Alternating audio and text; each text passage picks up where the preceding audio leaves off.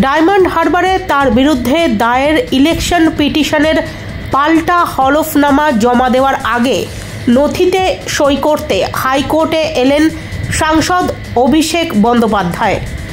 উল্লেখ্য, গত লোকসভা নির্বাচনের পর ডায়মন্ড হারবার লোকসভা কেন্দ্রের নির্বাচনী ফল নিয়ে কলকাতা হাইকোর্টে মামলা দায়ের করেছিলেন সেই কেন্দ্রের বিজেপি প্রার্থী অভিজিৎ দাস।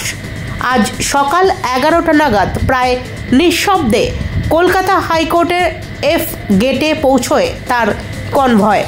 মিনিট 10-এর মধ্যে তিনি ওথ কমিশনারের অফিসে সই করে বেরিয়ে যান। কিছু অতি উৎসাহী তৃণমূলপন্থী আইনজীবী নেতাকে দেখে ভিড় করার চেষ্টা করলে তিনি তাদের থামিয়ে দেন। পরে বেরোনোর সময় উৎসাহী আইনজীবীরা তাকে ঘিরে ছবি তোলার আবদার করলে হাসি মুখে ছবি ও সেলফি তুলে গাড়িতে উঠে যান অভিষেক।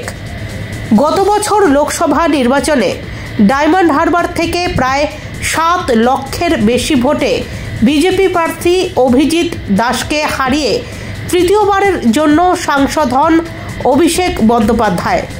নির্বাচনী ফলাফলকে চ্যালেঞ্জ করে হাইকোর্টে মামলা করেন বিজেপি প্রার্থী অভিজিৎ দাস। তার অভিযোগ, সেখানকার নির্বাচনে বুথ দখল এবং ছাপ্পা ভোট দেওয়া হয়েছে, তাতেই তৃণমূল প্রার্থী এত ভোটে জিতেছেন।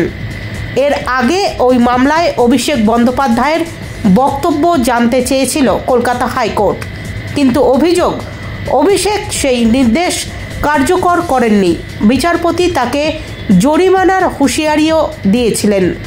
নির্দেশ দিয়েছিলেন আগামী 28শে অগস্টের মধ্যে নিজের বক্তব্য লিখিত আকারে জমা দিতে হবে, তা না হলে আদালতে এক পক্ষের বক্তব্যের ভিত্তিতেই শুনানি চলবে।